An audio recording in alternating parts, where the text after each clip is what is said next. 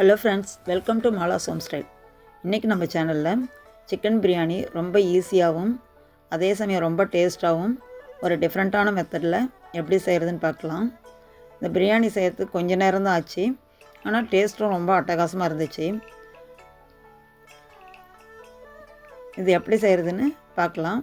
வாங்க வீடியோக்குள்ளே போகலாம். சிக்கன் பிரியாணி செய்கிறதுக்கு ஃபஸ்ட்டு நான் ஒரு பெரிய சைஸ் வெங்காயம் நீளமாக கட் பண்ணி எடுத்து வச்சுருக்கேன். ஒரு மீடியம் சைஸ் தக்காளியும் பொடியாக கட் பண்ணி எடுத்து வச்சுருக்கேன். 2 பச்சை மிளகாய், அப்புறம் ஒரு கைப்பிடி புதினாவை சுத்தம் பண்ணி அலசி வச்சுருக்கேன். ஒரு 4 பல் பூண்டு, கொஞ்சம் இஞ்சி, ஒரு 2 பிரிஞ்சி இலை, 2 பட்டை, ஒரு 5-6 கிராம்பு, 2 ஏலக்காய், அரை ஸ்பூன் சோம்பு, ஒரு 1.5 ஸ்பூன் குழம்பு மிளகாத்தூள், அரை ஸ்பூன் மஞ்சத்தூள், தயிர், ஒரு கெட்டி தயிர் ஒரு 2 ஸ்பூன், அப்புறம் 1 கப் அரிசி, பாசுமதி அரிசியை நான் நல்லா தண்ணி விட்டு 2-3 டைம் அலசிட்டு ஒரு மணி நேரமாக ஊற வச்சுருக்கேன். அது அப்படி இருக்கட்டும். அடுத்தது 300 கிராம் சிக்கன் எடுத்து நல்லா மஞ்சத்தூள் போட்டு சுத்தம் பண்ணி எடுத்து வச்சுருக்கேன். இப்போ நம்ம பிரியாணி எப்படி செய்கிறதுன்னு பார்க்கலாம். ஃபஸ்ட்டு ஒரு மிக்ஸி ஜார் எடுத்துக்கலாம்.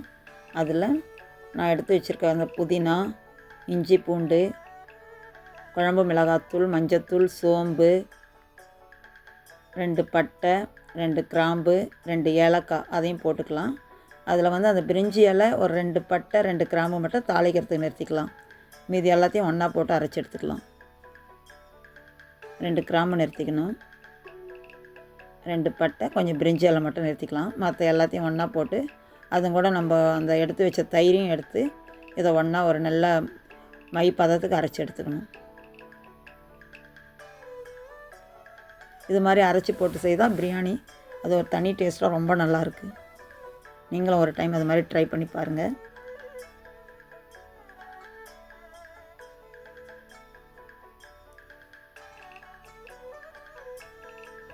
இது எல்லாத்தையும் நல்லா ஒரு விழுது பதத்துக்கு நல்லா அரைச்சி எடுத்துக்கலாம். இது மாதிரி அரைச்சா போதும். இப்போ நம்ம பிரியாணி செய்ய ஆரம்பிச்சிடலாம். அதுக்கு ஸ்டவ் ஆன் பண்ணி குக்கரை சூடு பண்ணிக்கலாம். இது எலக்ட்ரிக் ஸ்டவ்வு. இப்போது ஒரு 2 ஸ்பூன் நெய் சேர்த்துக்கலாம். கூடவே ஒரு 4 ஸ்பூன் எண்ணெய் சேர்த்துக்கலாம். இந்த எண்ணெய் நெய் ரெண்டும் நல்லா காஞ்சி வரட்டும். இப்போ 2 பிரிஞ்சி இலை, அந்த 2 பட்டை, 2 கிராம்பு அதை சேர்த்துட்டு கூடவே நம்ம நீளமாக கட் பண்ணி வச்சுருக்க வெங்காயத்தை போட்டு வதக்கி எடுத்துக்கலாம்.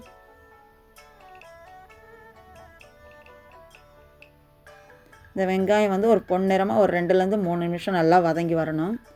வெங்காயம் வதங்கி வந்தால் தான் பிரியாணியும் ரொம்ப டேஸ்ட்டாக இருக்கும். இந்த அளவுக்கு கொஞ்சம் நல்லா வதங்கி வரட்டும். இதை வதங்கின அப்புறம் நம்ம மற்ற பொருளுங்களை சேர்த்துக்கலாம். இப்போ 2 பச்சை மிளகாய், கூடவே நம்ம கட் பண்ணி வச்ச தக்காளியும் சேர்த்து இன்னும் ஒரு 2 நிமிஷம் வதக்கி விட்டுக்கலாம்.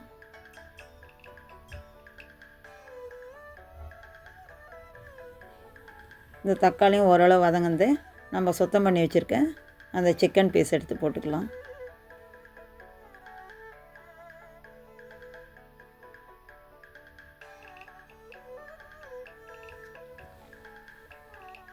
சிக்கனையும் போட்டு இதுவும் ஒரு 2 நிமிஷம் நல்லா வதங்கி வரட்டும்.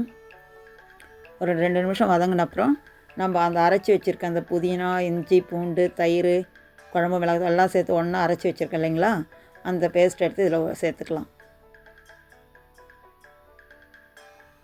கூடவே மிக்சியில் தேவையான அளவு தண்ணி விட்டு சேர்த்துக்கோங்க. இது மாதிரி அரைச்சி சேர்த்தோம்னா பிரியாணியே நல்ல டேஸ்ட்டாக இருக்குது. ஒரு டைம் நீங்களும் செய்து பாருங்கள்.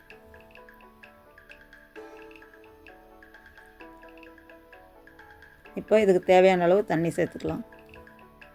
அதாவது இப்போ தண்ணி ஊற்றுறது தகுந்த மாதிரி தான் அப்புறம் நம்ம அரிசியில் தண்ணி சேர்க்கணும்.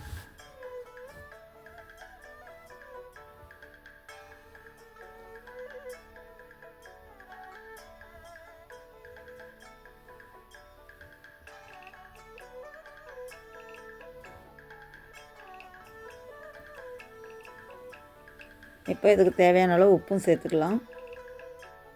நல்லா கலந்துட்டு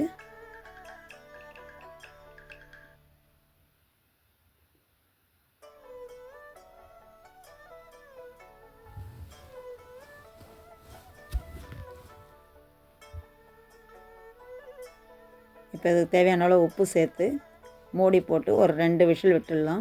அப்போ தான் சிக்கன் சீக்கிரம் நல்லா வெந்துடும். இல்லை நீங்கள் இப்படியே ஒரு மூடி போட்டு ஒரு 10 நிமிஷம் வேக வச்சுட்டோம் அப்புறமா அரிசி சேர்த்துக்கலாம்.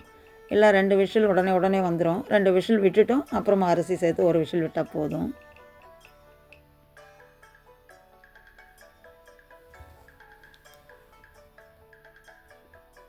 இப்போ நம்ம குக்கர் மூடி போட்டு ஒரு 2 விசில் விட்டு வச்சிடலாம். அப்போனா சிக்கன் வந்து ரொம்ப ஈஸியாக நல்லா வெந்துடும்.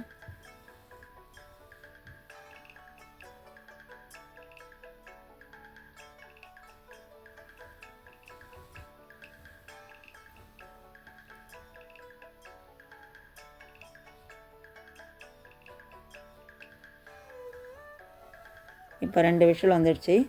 நம்ம ஸ்டவ் ஆஃப் பண்ணிவிட்டு கொஞ்சம் ஸ்டீம் அடங்கினதும் அரிசி சேர்த்துக்கலாம். அப்புறம்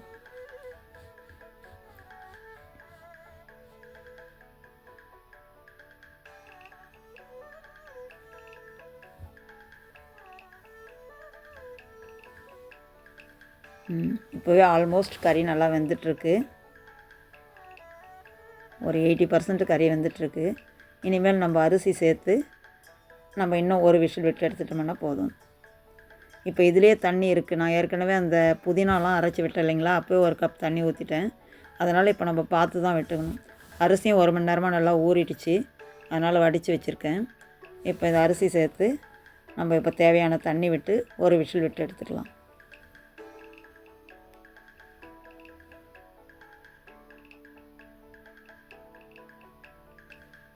இது பாசுமதி அரிசின்றதால 1 கப்புக்கு 1.5 கப் தண்ணி விடுங்க. நம்ம சாதாரண சாப்பாடு அரிசினி செய்யலாம். அப்போ 2 கப் தண்ணி சேர்க்கணும். இப்போ ஏற்கனவே தண்ணி 1 கப்புக்கு மேலேயே இருக்குது. அதனால் நான் இப்போ ஒரு 1/2 கப் தண்ணி சேர்த்தாவே போதும். 1 கப் அரிசிக்கு 1.5 கப் தண்ணி சேர்க்கணும். நான் முதல்ல அந்த புதினா அதெல்லாம் ஊற்ற சொல்ல 1 கப் தண்ணி ஊற்றிட்டேன். அதனால் வந்து இப்போ ஒரு 1/2 கப் சேர்த்தாவே போதும்.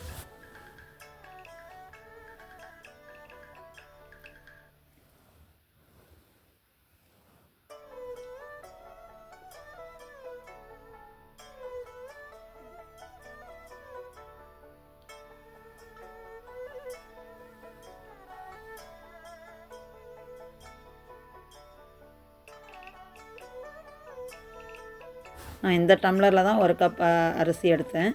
அதனால் இதில் ஒரு 1.5 டம்ளர் தண்ணி விட்டால் போதும். ஆல்ரெடி 1 டம்ளர் இருக்குது. இப்போ 1/2 டம்ளர் ஊற்றிக்கிறேன். இப்போ இது கலந்துட்டு மூடி போட்டு ஒரு விசில் விட்டால் போதும்.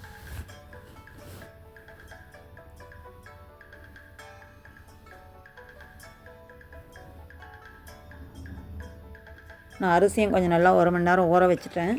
அதனால் நீங்கள் கொஞ்சம் 1/2 மணி நேரம் தான் ஊற வச்சிங்கன்னா கொஞ்சம் தண்ணி எக்ஸ்ட்ரா விடுங்க. இப்போ ஒரு விசில் வந்துடுச்சு. ஸ்டவ் ஆஃப் பண்ணிடலாம்.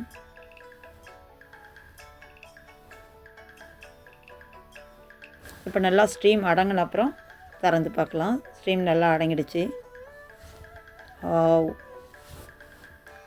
பிரியாணி ரொம்ப சூப்பராக ரெடி ஆகிடுச்சு. ரொம்ப நல்லாயிருக்கு. தண்ணி நம்ம சேர்த்ததெல்லாம் போதும். கரண்டிலேயே கறி பிச்சுக்கிட்டு வர அளவுக்கு கறி நல்லா சாஃப்டாக வெந்துக்கிட்டுருக்கு. பார்க்குறதுக்கே ரொம்ப நல்லாயிருக்கு. கமகமன் வாசனையாக இருக்குது. நீங்களும் செய்து பாருங்கள். செய்து பார்த்துட்டு எப்படி இருக்குன்றத கமெண்ட்டில் சொல்லுங்கள். இந்த பிரியாணிக்கு ரைத்தா வச்சு சாப்பிட்டா ரொம்ப டேஸ்ட்டாக இருக்கும்.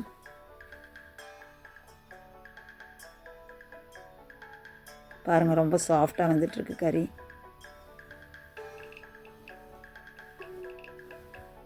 இதுக்கு ரைத்தா வச்சுட்டு சாப்பிட்டு பாருங்கள், ரொம்ப நல்லாயிருக்கும். நீங்களும் செய்து பார்த்து எப்படி இருக்குன்றத கமெண்ட்டில் சொல்லுங்கள். இந்த வீடியோ பிடிச்சிருந்தால் லைக் பண்ணுங்கள், ஷேர் பண்ணுங்கள். மாலாஸ் ஹோம் ஸ்டைலை சப்ஸ்கிரைப் பண்ணுங்கள். தேங்க்ஸ் ஃபார் வாட்சிங்.